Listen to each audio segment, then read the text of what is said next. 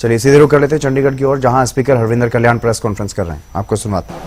और उसी प्राइड संस्था के माध्यम से हमने अभी 2 दिवसीय जो प्रबोधन कार्यक्रम फिर से जो सदस्यगणों के लिए रखा है, वो एक सफल कार्यक्रम रहा है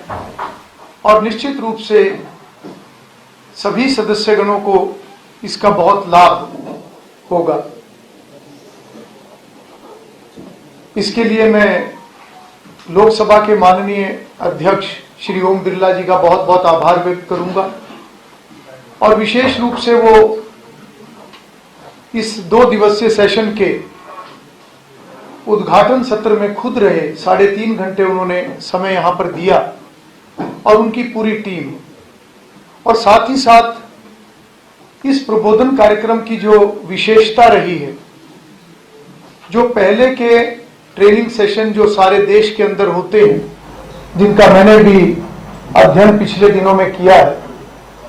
उसमें हर विषय के एक्सपर्ट्स आते थे, परंतु इस बार हमने हर विषय के एक्सपर्ट्स के नाते न केवल अधिकारी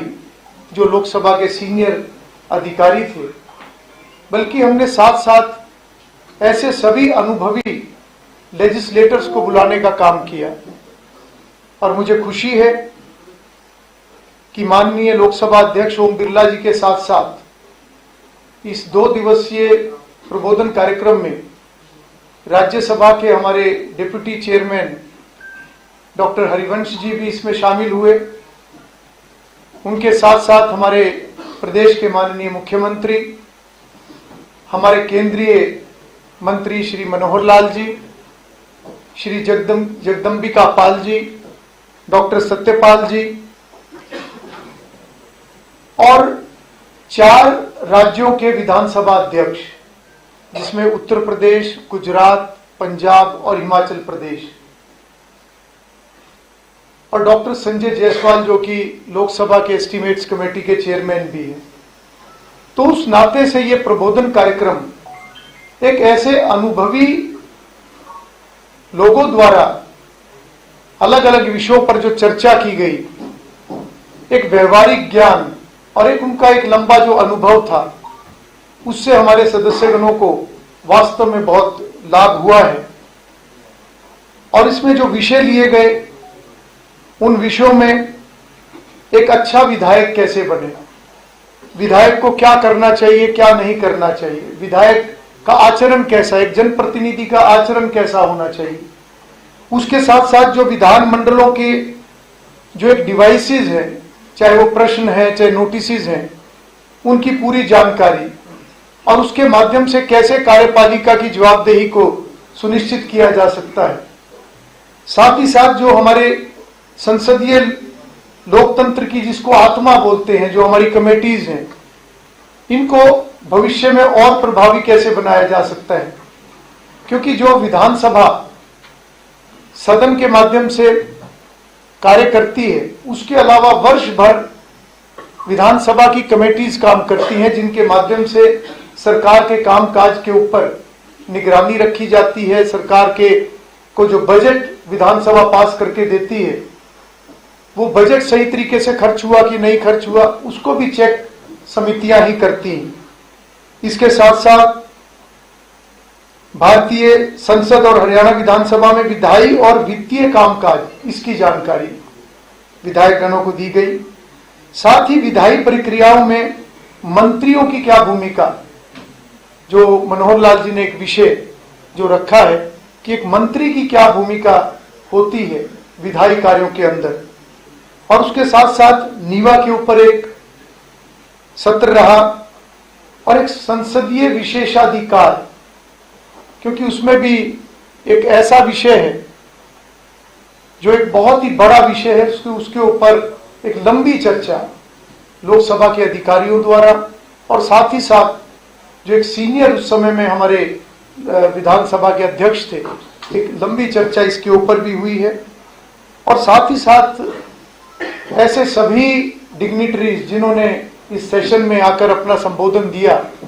उन्होंने अपने एक लंबे अनुभव जो है वो साझा किए हैं सभी सदस्यगणों के साथ। निश्चित रूप से आने वाले समय में इन सभी जो विषयों के ऊपर जो ये चर्चा हुई है इसका लाभ मिलेगा। और मैं ये जरूर कहना चाहूँगा कि प्रशिक्षण ये एक ऐसा विषय है जो कभी भी औपचारिकता नहीं हो सकता। प्रशिक्षण एक ऐसा विषय है जो हर व्यक्ति, चाहे वो किसी भी क्षेत्र से जुड़ा हुआ है, चाहे वो किसी भी स्तर पर कार्य कर रहा है या वो किसी भी आयु वर्ग का है, ये एक ऐसा विषय है कि जिसको समय समय पर खुद को अपडेट करने के लिए, समय समय पर अपने विषय की पूरी जानकारी लेने के लिए और अपनी स्किल्स को और हम ज्यादा कैसे बेहतर कर सकते हैं, अपनी कार्यकुशलता को हम और बेहतर कैसे कर सकते हैं, उस नाते से एक सतत प्रक्रिया हम आने वाले समय में इसको बनाएंगे। और लगातार अलग अलग समय पर, चाहे छोटे सेशंस हों या किसी स्पेसिफिक किसी टॉपिक के ऊपर हो, हमारा ये प्रयास रहेगा कि सदस्यगणों को हम अलग अलग टॉपिक्स पर, अलग अलग विषयों पर अपडेट भी करते रहेंगे ताकि उनकी जानकारी भी बढ़े। और साथ ही साथ जो हमारे विधानसभा के कर्मचारी अधिकारी हैं, उनका जो 2 दिवसीय सेशन हमने रखा था, ये भी प्रक्रिया हम लगातार जारी रखेंगे। इसके लिए मैंने माननीय लोकसभा अध्यक्ष जी से भी चर्चा की है और हमारी हरियाणा की जो एक संस्था है हिप्पा, हम दोनों को इन्वॉल्व करके लगातार हम शॉर्ट कोर्सेज उस तरीके से भी हम आने वाले समय के लिए प्लान करेंगे। क्योंकि मेरा ये मानना है कि हमारी जो एक लोकतंत्र के अंदर, जो हमारी शासकीय जो एक ये व्यवस्था है, इसके अंदर विधायिका का एक बहुत महत्वपूर्ण स्थान है। क्योंकि विधायिका के माध्यम से हम पार्लियामेंट के अंदर, हम सभी विधान मंडलों के अंदर न केवल कानून निर्माण करने का काम करते हैं बल्कि उनका संशोधन और साथ ही साथ ऐसे सभी विषय जो प्रदेश भर के, देश के, वो सभी विषयों की चर्चा यहाँ पर होती है। और हमारा ये प्रयास रहेगा, क्योंकि 40 नए सदस्य 15वीं विधानसभा के अंदर चुनकर आए हैं, और हमारा ये प्रयास रहेगा कि हर सदस्य की रुचि विधायिका की तरफ बढ़े, हर सदस्य गंभीरता से विषयों का अध्ययन करे। और मुझे खुशी है इस बात की कि जितने भी चुनकर आए हुए सदस्य, जो नए सदस्य विशेष रूप से, उन्होंने काफी इंटरेस्ट इस ट्रेनिंग सेशन के अंदर दिखाया है। और बहुत से सदस्य ऐसे हैं जो लगातार 2 दिन इस सेशन के अंदर रहे हैं। हालांकि प्रदेश के अंदर निकाय चुनाव, वो भी प्रक्रिया शुरू हो चुकी है। शादियों का एक बहुत भारी सीजन 14 और 15 तारीख को था, परंतु उसके बाद भी बड़ी संख्या में सदस्यगणों ने इस ट्रेनिंग सेशन को अटेंड किया है। और मैं समझता हूं कि जितनी गंभीरता से सदस्य इस विषय को आगे बढ़ाएंगे, उतना ही न्याय न केवल एक जनप्रतिनिधि के नाते वो अपना कर पाएंगे, बल्कि साथ ही साथ एक जो प्रदेश के विषयों को लेकर, कानून निर्माण को लेकर एक न्याय हम लोगों के साथ कर पाएंगे। क्योंकि विधायिका जितनी प्रभावी होगी, उतना ही एक राष्ट्र निर्माण, प्रदेश की प्रगति, लोगों की भलाई के कार्य, इनका कहीं ना कहीं एक बेस जो है वो विधानमंडल है। और यहीं से कार्यपालिका को भी एक दिशा मिलती है। तो मैं आज आप सबका भी बहुत बहुत आभार व्यक्त करता हूं। आप सभी ने समय निकाला, आप सब यहाँ पर उपस्थित हुए और भविष्य के लिए कुछ योजनाएं जो हमने बनाई हैं, जिस प्रकार से प्रधानमंत्री श्री नरेंद्र मोदी जी ने एक विषय पिछले समय में निकाला है, और पिछले महीने जो पटना के अंदर हमारी all India presiding officers conference वहां पर हुई है, उसके अंदर भी इस विषय को माननीय लोकसभा अध्यक्ष श्री ओम बिरला जी ने आगे बढ़ाने का काम किया है। 1 नेशन 1 लेजिस्लेशन, एक राष्ट्र एक विधायिका, उस पर आज हमारा देश आगे बढ़ रहा है। एक ऐसे प्लेटफॉर्म का निर्माण जिसका काम शुरू हो चुका है, जिसके ऊपर पार्लियामेंट और हमारे देश के सभी विधानमंडल वो एक प्लेटफॉर्म के ऊपर होंगे। हर राज्य को किसी भी राज्य की जानकारी, हरियाणा असम की जानकारी ले सकता है, असम तमिलनाडु की जानकारी ले सकता है, और किसी भी विधानमंडल के अंदर कोई भी अच्छी प्रैक्टिस जो देश के किसी भी स्टेट के अंदर जिसको शुरू किया है उसको बाकी स्टेट्स भी फॉलो कर सके, उस नाते से इस प्रकार की एक जानकारी एक प्लेटफॉर्म के ऊपर होगी। और साथ ही साथ टेक्नोलॉजी को आगे बढ़ाते हुए एआई बेस्ड, जो कि एक आर्टिफिशियल इंटेलिजेंस के माध्यम से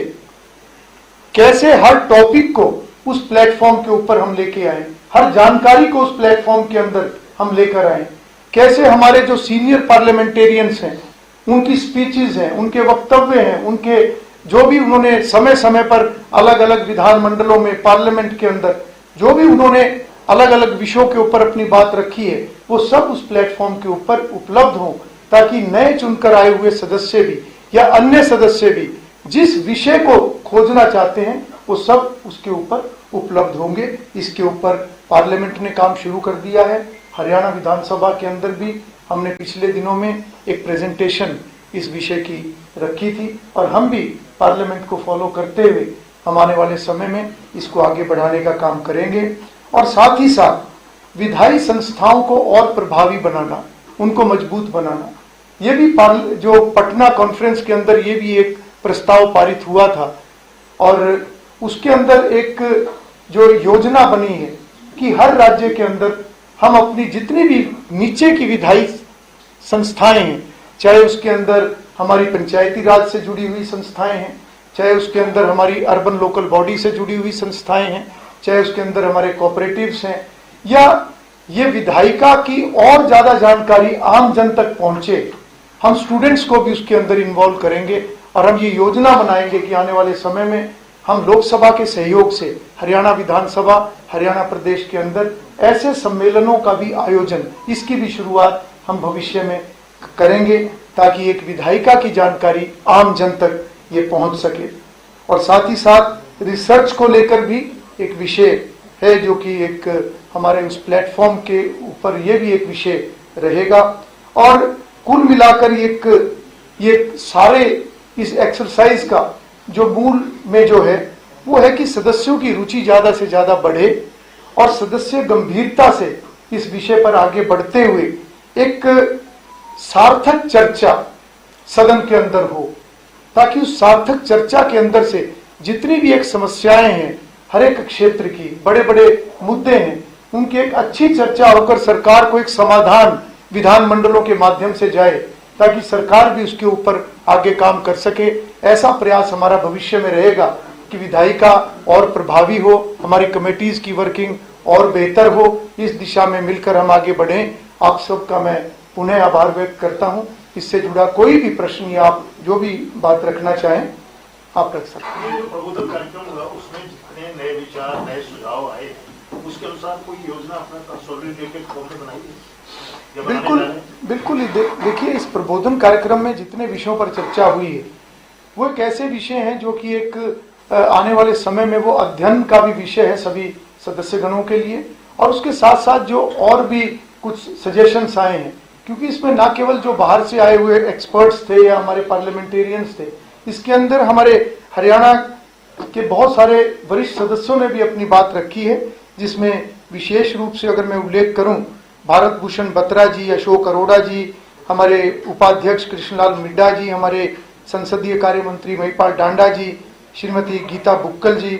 और उनके साथ साथ एक ऐसे सुझाव भी जो बीच में आए हैं उनके भी निश्चित रूप से हम उनको आगे बढ़ाने का काम करेंगे। क्योंकि जो भी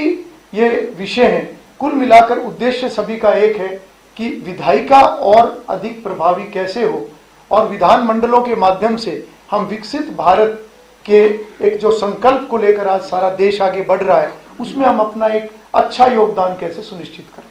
ठीक है साहब, इसमें जब आपकी चर्चा चल रही थी अंदर, जब हम मीडिया में नहीं लोग बैठे थे तब भी, और जब सेशन जब चलता है तब भी ये बात, क्योंकि अभी 3 सेशन से आप देखने लगातार 3 विधानसभा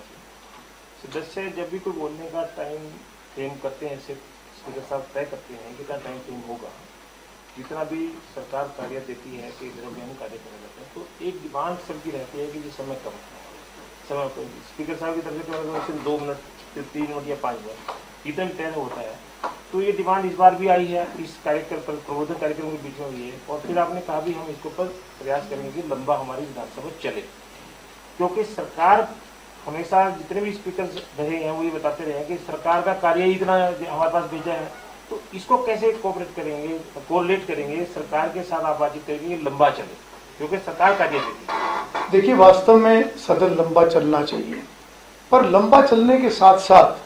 सदन में चर्चा सार्थक हो, वो उससे भी ज्यादा इम्पोर्टेंट है। और मैंने सभी माननीय सदस्यगणों से ये बात कही है कि वो अपने विषय का अध्ययन करके आए, और बात रखने के बहुत सारे मौके मिलते हैं, चाहे वो गवर्नर एड्रेस के ऊपर है, चाहे वो बजट पे चर्चा की बात है, चाहे वो मोशंस मूव करके उसके ऊपर अपनी बात रखी जा सकती है, चाहे प्रश्न के माध्यम से सदस्य अपना विषय रख सकते हैं, चाहे 0 आवर के अंदर भी विषय रखने का उनको मौका मिलता है। तो ये बहुत सारे ऐसे एक डिवाइसेस हैं जिसके माध्यम से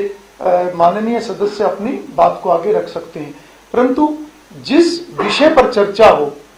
चर्चा उस विषय तक रहनी चाहिए। क्योंकि जब हम सप्लीमेंट्री के ऊपर चर्चा करते हैं, बजट के ऊपर चर्चा करते हैं, तो सप्लीमेंट्री में किस डिमांड के ऊपर सदस्य बोलना चाहे, अगर वो उस विषय के ऊपर अपनी बात रखेगा तो कम समय में वो एक अच्छा सुझाव दे सकते हैं। तो ये बात मैंने सभी सदस्यगणों को भी कही है कि समय की बिल्कुल कमी नहीं होगी, परंतु सार्थक चर्चा हो, विषय पर चर्चा हो। चर्चा लंबी होने से भी ज्यादा महत्वपूर्ण है कि चर्चा सार्थक हो। एक और ये जब कार्यक्रम में ये बात बड़ी आई कि विधायिका मजबूत होगी तो कार्यपालिका पर नियंत्रण रहेगा। ये समय समय पर देखने में आया कि टकराव जैसा रहता है। मेरा सीधा सवाल ये है कि क्या विधायिका को न्यायपालिका या कार्यपालिका से किसी तरह की चुनौती है? देखिए, एक संविधान ने जो एक व्यवस्था बनाई है,